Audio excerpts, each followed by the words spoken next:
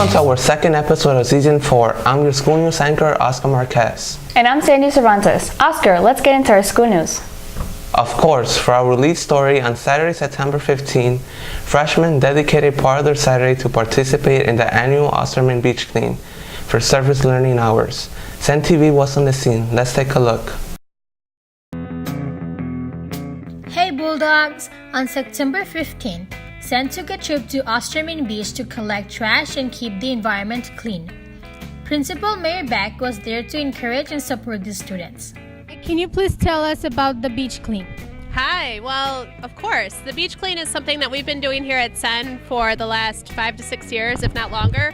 And it's a great opportunity for freshman students and then, of course, IB Bio students to get out and really take the learning that they're doing in the classroom and then put it into action. As a democracy school, I think this is a great example of what it means to be really civically minded and taking what we learn in the classroom to the larger community. How is the beach clean different this year than it was last year? I think it's a little bit warmer. It's usually a little chilly out here, so that's a little different. But I think it's always a great energy. It's great to see the freshmen out here. A lot of our teachers bring their families. I see lots of kids of teachers. My kids are here. And so it's just a great opportunity for our community to come together and for the freshmen to see what Senn's really all about. One of our assistant principals, Mr. Escamilla, was there as well to show his support for the students. Can you tell us about the beach clean? Well, it's become a Senn tradition. I think it's more than just cleaning up a neighborhood beach. I think it gives our students, personally, I think it gives our students a sense of community, a sense of belonging, and it's a great memory for them to be a part of. How is it different this year than it was last year? Well, not only is it sort of become a freshman tradition, but I see a lot more upperclassmen here. I like that we're incorporating juniors and seniors as sort of our leaders of this activity, and so it becomes an entire school tradition, which is something nice to see. From High Cone, an IT manager, Chris, was there to see what kinds of trash students were collecting and checking to see if any collected trash were products of his company. High Cone is the worldwide company that manufactures your plastic six-pack rings that you find on soft drinks and beer. Okay, so what do you think about students coming here to help the community? I think it's wonderful.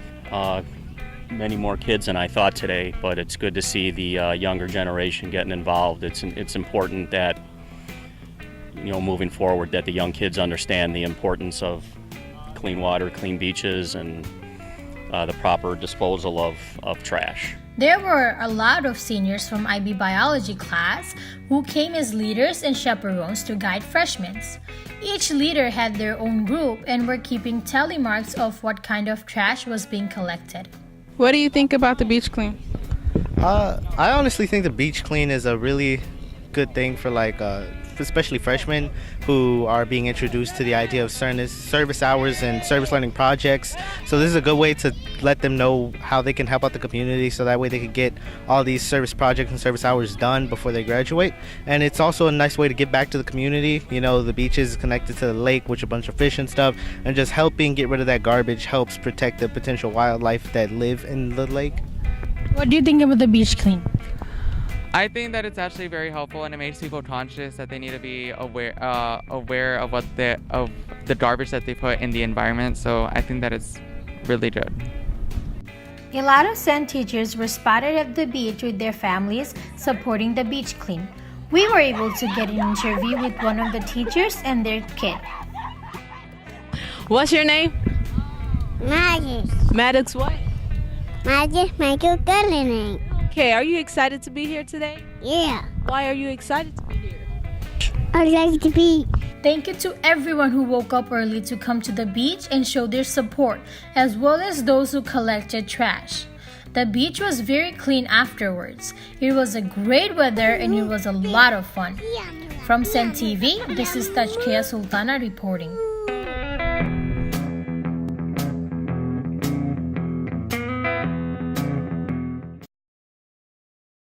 September was National Suicide Prevention Month. We found some tips on how you can help someone from helpguide.org. Tip number 1, speak up if you're worried.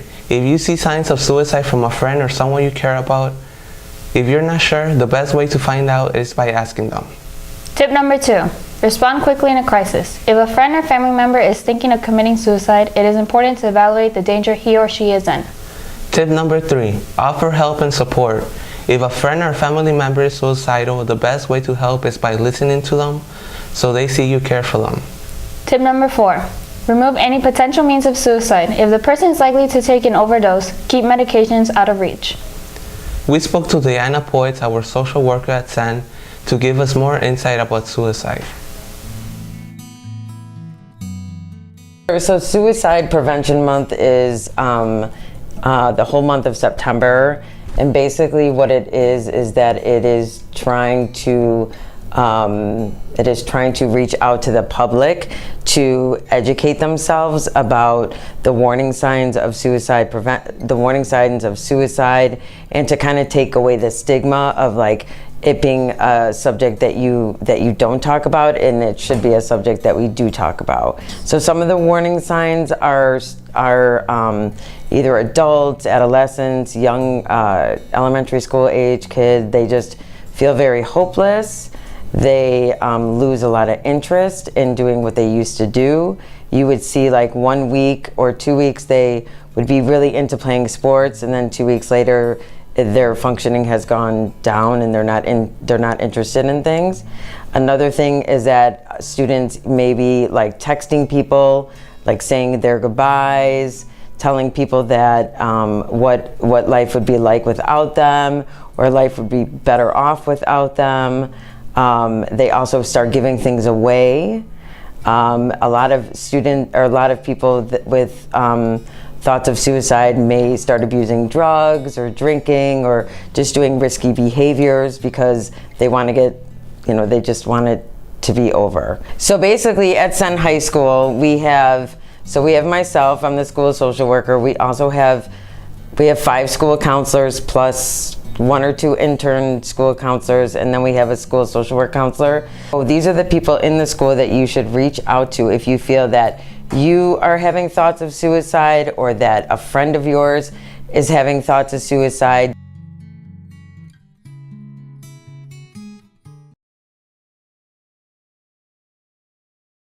Seniors had questions and concerns about the college process, so Senn TV spoke to our counselor, Ms. Boatman, to answer some of your questions and concerns. Let's take a look. Hello all, this is Ms. Boatman and I am going to answer some senior questions. Hello, my name is Noah Chapman, and a question I have is, what is the process of financial aid? If you're taking a gap year, will they put your scholarship on hold? How do I know if I'm eligible for FAFSA if my parents don't have a social security number? Is it necessary to take gen eds in college? What happens when you don't get a scholarship?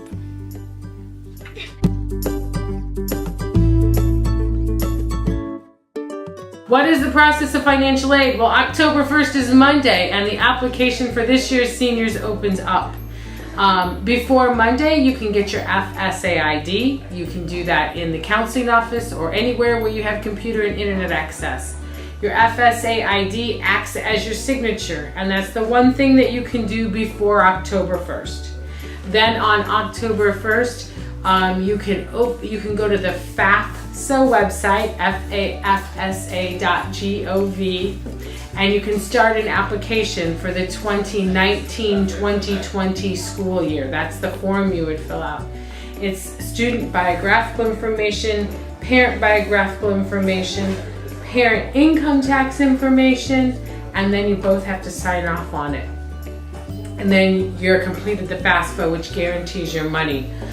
If you're taking a gap year, will they put your scholarship on hold? That depends upon the scholarship.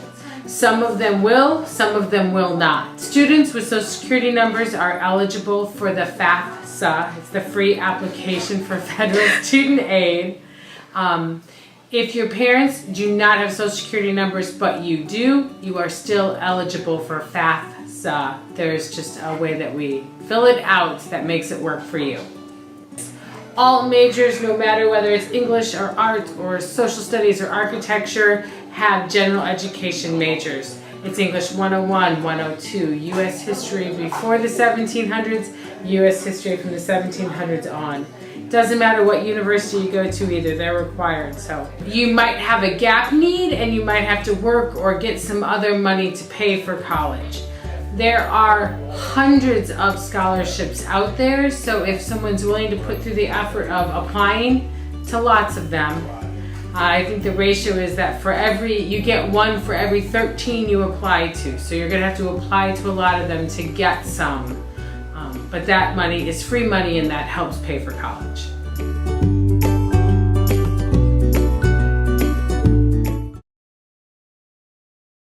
That's all we have for school news for this episode. Now let's turn it over to our recruiting events anchors, Eden Boyd and Double Share. Ladies, what's going on in the news? Brett Kavanaugh was nominated to be Supreme Court Justice by Donald Trump, but his confirmation hearing has been delayed because Christine Blasey Ford has come forward with allegations of sexual assault against him. She wanted to get the FBI to investigate her case before the Senate holds a hearing on her allegations.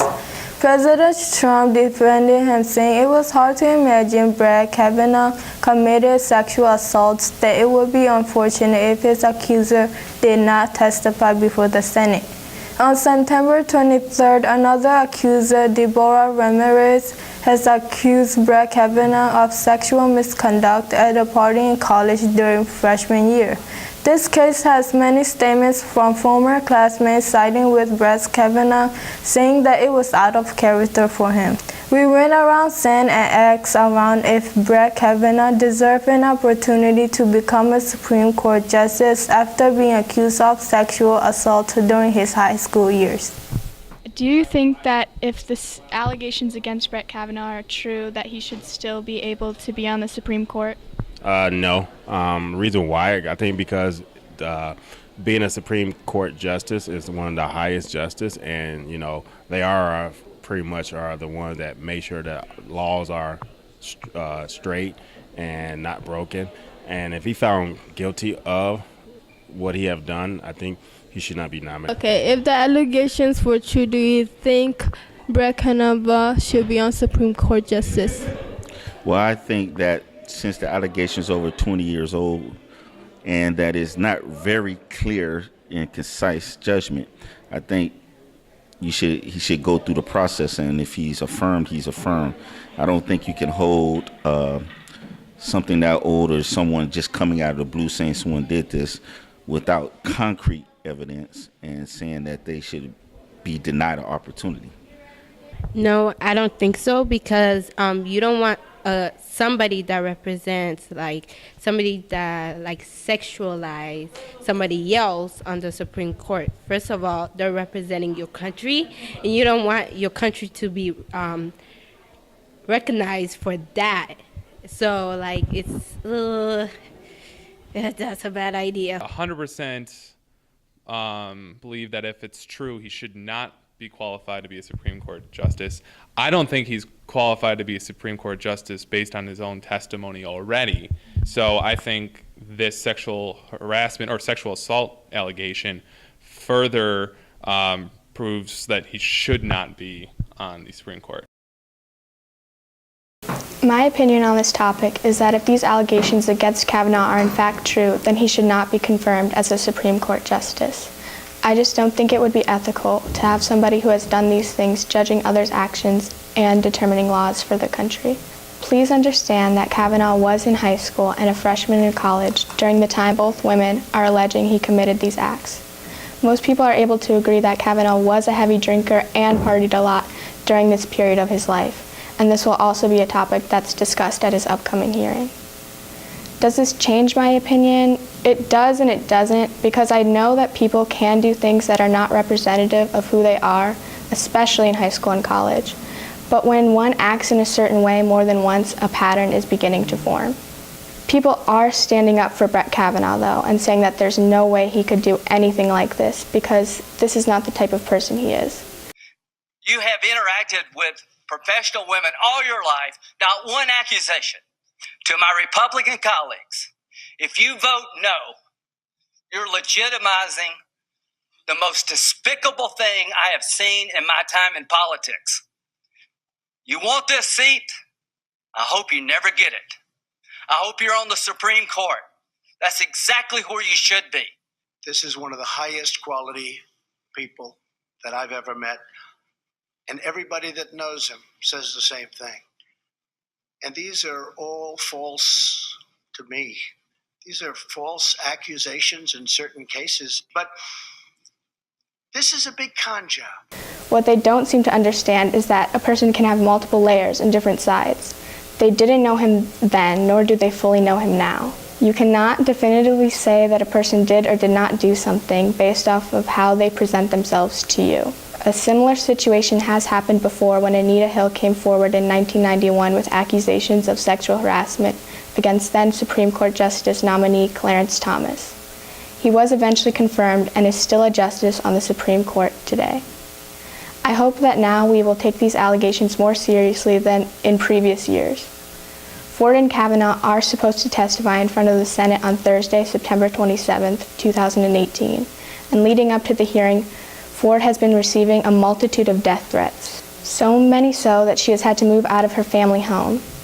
Kavanaugh insists that both allegations he faces are untrue, and he has gone on Fox News to say, "What I know is the truth, and the truth is that I've never sexually assaulted anyone." I am looking for a fair process, a process where I can defend my integrity and clear my name. And all I'm asking for is fairness.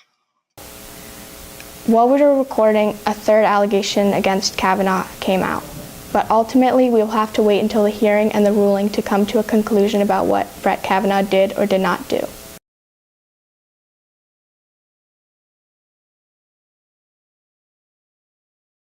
Hey guys, this is Kaya. And it's Monique. And we're going to review The Nun. Let's start by watching the trailer of The Nun. Okay, that is creepy.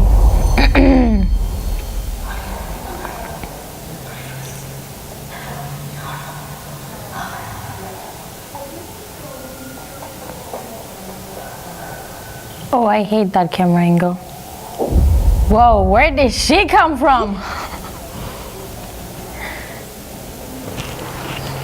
Oh, it's following her. It's following her.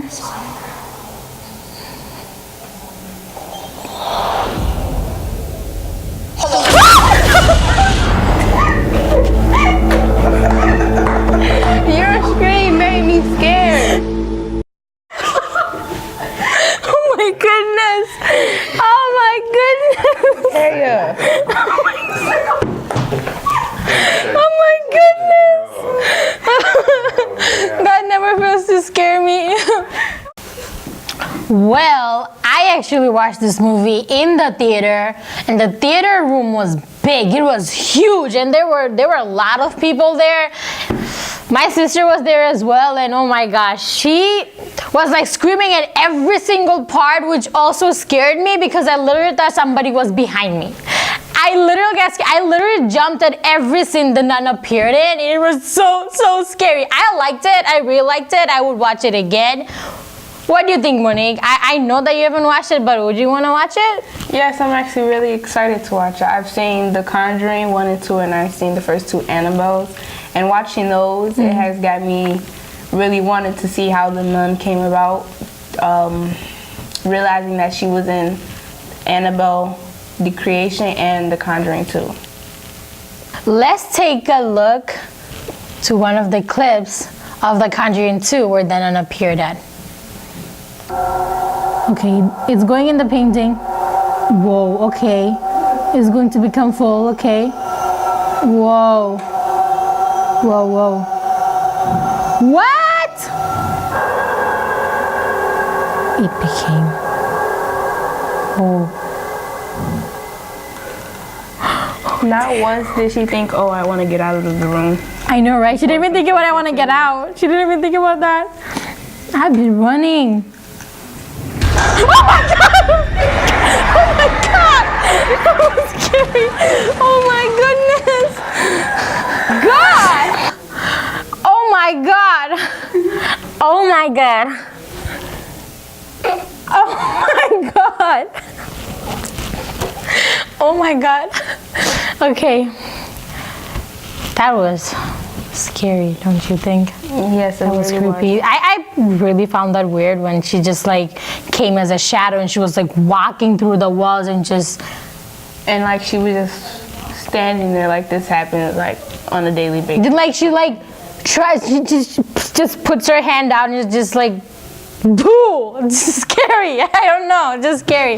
Okay, so my question is, why do you think they came up with the nun when the nun already appeared on Conjuring 2? I think they came out with a movie just for the nun because she played a really good part in The Conjuring 2, and I feel like people, like the fans, wanted to know more about where she came from, how she came about, and all of that stuff. And I think it was just a great sequel to, you know, add the nun at the end of it. I just don't understand why they had the movie so out of order. Like every time a new movie come out, they were like, before The Conjuring, it was Annabelle. Before Annabelle, it was the nun.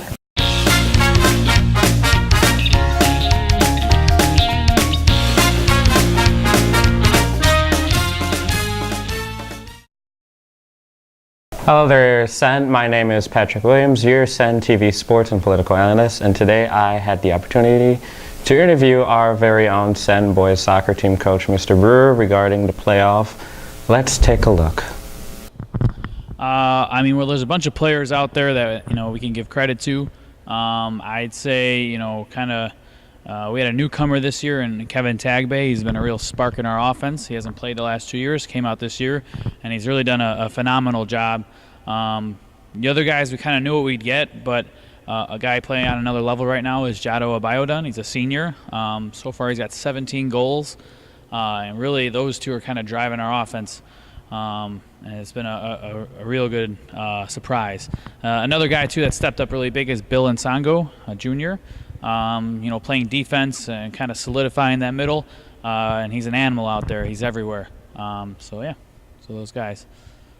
So yeah, players to watch. I mean, you know, I mentioned those guys before. Another guy that, you know, was a real spark for our offense last year that we need to get going is Juan Macedo, sophomore. You know, Juan's battling some injuries. And, you know, he's due for a big game. So I feel that coming. Certainly has the potential to do that.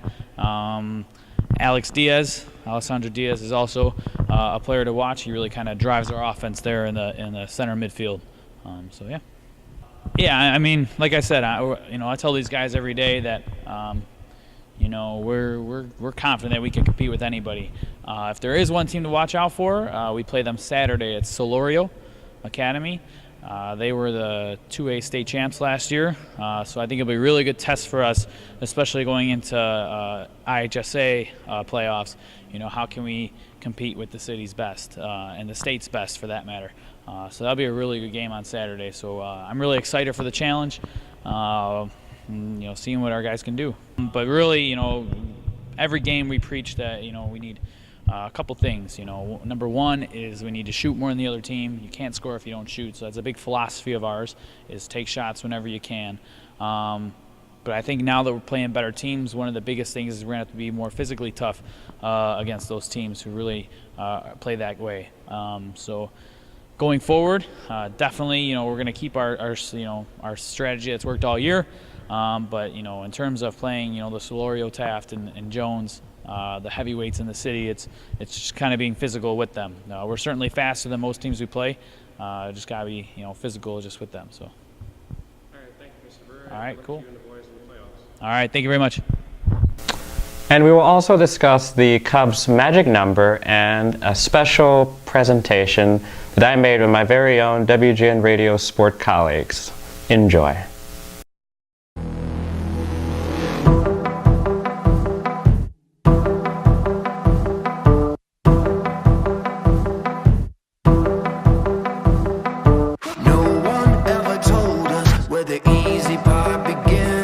The story that they sold us keeps us hanging from the end.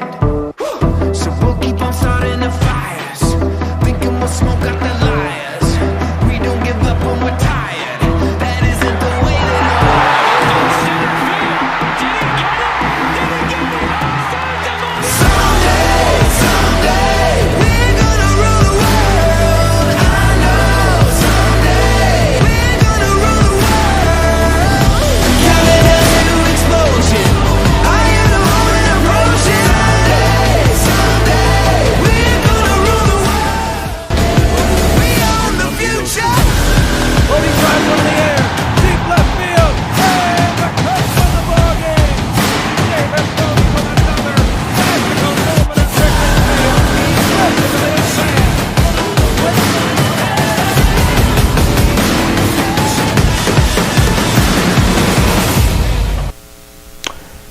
let's send it back to our Senn TV anchors, Oscar and Sandy. Take it away, guys. That's all we have for this episode. Don't forget to follow us on Facebook, Twitter, Instagram, and Snapchat. Toots my goots. What the hell are you doing? One, action. Welcome to our second episode of season 4. I'm your... Wait. Sorry, it's... Told you it's going to be Oscar's fault, not mine. That's all we have for this episode.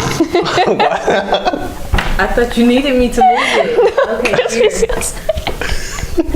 ready? Yeah.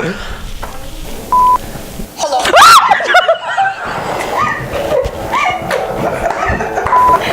Whoa. Oh, wait. Why do you always do this to me? No. Kavanaugh. Perfect. Brett's carnival was dominated to be... Kavanaugh. Kavanaugh? Yeah. Kavanaugh. Kavanaugh.